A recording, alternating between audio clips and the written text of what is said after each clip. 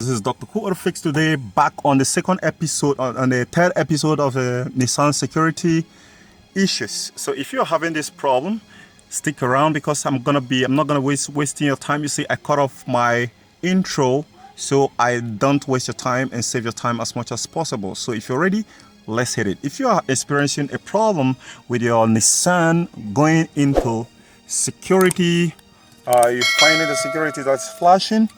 This can actually happen anytime. If you see something like this key flashing, this is VW model. Sorry, I don't have any Nissan right here with me to actually explain this, but don't worry, this is going to be applicable to every most other Nissan which you're going to be coming across.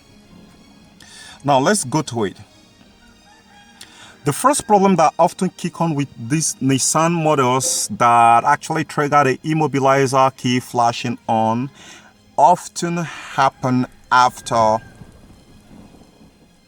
a dormant interlock system is installed in the system. So if you have a dormant interlock system installed on your Nissan by a dealership or any mechanic, then you should know that this guy is a whack.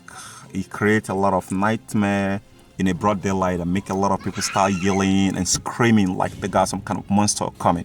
So you want to know, the first thing here, have it at the back of your mind that that could be one of the problems that is creating the nightmare you're having right now. All right? Okay. Now, if you have this kind of problem, the first way to actually confirm that you have you can actually sort out this issue, if you do this and it work out, then the interlock is actually a problem. The interlock system is a problem. Okay, if you run into this kind of problem and you have, let's say, from 2014 to 15 to 16 to 17 to 18 to 19, when I'm talking about these models, I'm specific because those ones are using smart keys. Sorry if the information is not completely correct, but most of them of this very year, this model have smart keys. So what you want to do and they have push start button. So if yours have that kind of a push start button, what you want to do here is to push the start button. All right, push the start button, push it rapidly, and push the unlock and lock button switch at the same time simultaneously. All right. So let's say that you have, in this case here, this is the unlock and unlock. So when you push the start button, push it 1, 2, 3, push it, then you come to the door lock and push. All right. When you push it and maintain the same rapid pressing, the push, the start, off and on button, most often times it's gonna work, it's gonna start. All right. This trick I'm giving you works out perfectly. All right. So you try the first one. If it doesn't work, try the second one. Okay, let's go to the third phase, which I'm about to actually give you here. The third phase can be applicable if suppose you've tried this first one and it didn't solve the problem. Now I want you to go ahead. You might probably need a mechanic to do this if you're doing it as a DIY. Well, it's not going to be too much of a job to do. There is behind this cluster gauge on the Nissan, right? On most of these Nissan that have these issues, they have a BCM. This is not Nissan, else I should be showing you rather than telling you, right? So apologies. So what you want to do here is, there is also the built-in system interface, which I told you about. I call that built-in system interface because Peugeot have the same thing. How do you know it's a built-in system interface? Why I call it built-in system interface? It has relays, it has fuse, and it has ECM right in the engine compartment. So most Nissan that I've come across, Nissan Sentra, do have that problem. All right. So when the BCM that is behind the cluster gauge here and the built-in system interface, which mostly you're going to be finding on the right side of the hood. When you pop the hood open, just like I pop this one open, it's going to be somewhere around here.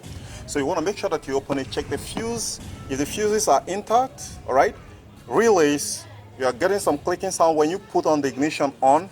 What you want to do right here is this. You want to go ahead and replace the BCM as much as that of the built-in system interface that you're going to find here that have the relay and a ECU underneath that relay. The both of them are fused together. They are the same unit. This is going to cost you less than 40 bucks. Yes, I say 40 bucks if you get it from a junkyard. So find a junkyard nearby you that you're going to get this. When you get this, then I know you're going to come back here and thank me for giving you this information. I've got a couple of guys who have this kind of issues before, and this did actually solve it. So simply replace the BCM and that system that is right here, the built-in system interface that is right inside the engine control module, the BCM that is behind the cluster gauge, and the system built-in interface that is actually on the engine compartment, and reprogram it. The boat should be able to cost you around 40 bucks to get on the junkyard. The reprogrammer is what might cost you a little bit, but after that, your car should be able to start. Okay, once you have that replaced, I think that is one thing which I mentioned in my first video about the security system of the Nissan.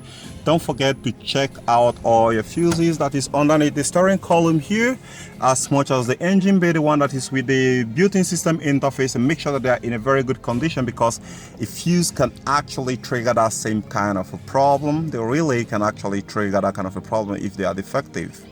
Then no communication between the control modules, between the key system, which is the NATS, N-A-T-S, and the BCM can actually cause the same problem, all right? And most of the times when you start having this kind of issues, there's likely not going to be a communication with the scan tool, all right? There's not going to be a communication with the scanner. Even if you have an advanced scan tool that can be able to dive into control modules and even program the keys, it's still not going to fix the problem. It's not going to communicate. So if you have that kind of a problem, kindly go ahead and replace the BCM that is at the back of this cluster gauge here, as much as the fuse box in the right side of the engine bay where you're facing the engine. If your steering is at the left, right, then that should be able to solve the problem. Then there are some other things which I said in previous video, which I still want to repeat here.